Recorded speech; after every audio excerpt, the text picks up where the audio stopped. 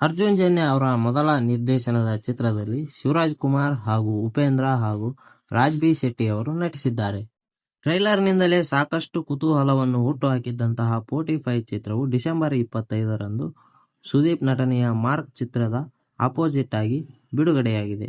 ಪ್ರೇಕ್ಷಕರಿಂದ ಉತ್ತಮ ಅಭಿಪ್ರಾಯಗಳನ್ನೇ ಪಡೆದುಕೊಂಡಿರುವಂತಹ 45 ಚಿತ್ರವು ಕಲೆಕ್ಷನ್ನಲ್ಲಿಯೂ ಸಹ ಭರ್ಜರಿಯಾಗಿ ಮುನ್ನುಗ್ಗುತ್ತಿದೆ.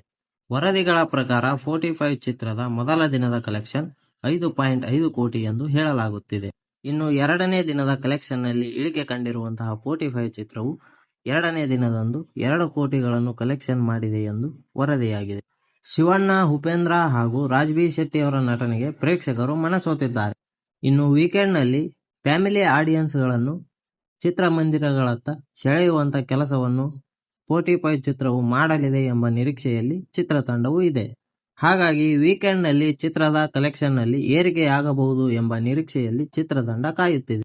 2 ದಿನದಲ್ಲಿ 7.5 ಕೋಟಿಯನ್ನು ಕಲೆಕ್ಷನ್ ಮಾಡಿರುವಂತಹ 45 ಚಿತ್ರವು ವೀಕೆಂಡ್ನಲ್ಲಿ ಚಿತ್ರದ ಪ್ರದರ್ಶನವು ಹೇಗಾಗುತ್ತದೆ ಎಂದು ನಿರೀಕ್ಷೆಯಲ್ಲಿ ಕಾಯುತ್ತಿದೆ.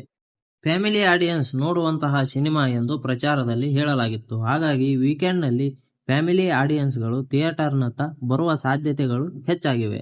ಇದರಿಂದಾಗಿ 45 ಚಿತ್ರದ ಕಲೆಕ್ಷನ್ನಲ್ಲಿ ಹೆಚ್ಚಳ ಕಾಣಬಹುದು ಎಂಬ ನಿರೀಕ್ಷೆಯಲ್ಲಿ ಅರ್ಜುನ್ ಜನ್ಯ ಹಾಗೂ 45 ಚಿತ್ರತಂಡ ನಿರೀಕ್ಷಿಸುತ್ತಿದೆ. ಹಾಗಾಗಿ ವೀಕೆಂಡ್ಗಳು ಸಿನಿಮಾಗಳಿಗೆ ಪ್ರಾಮುಖ್ಯತೆಯನ್ನು ನೀಡುತ್ತಿವೆ.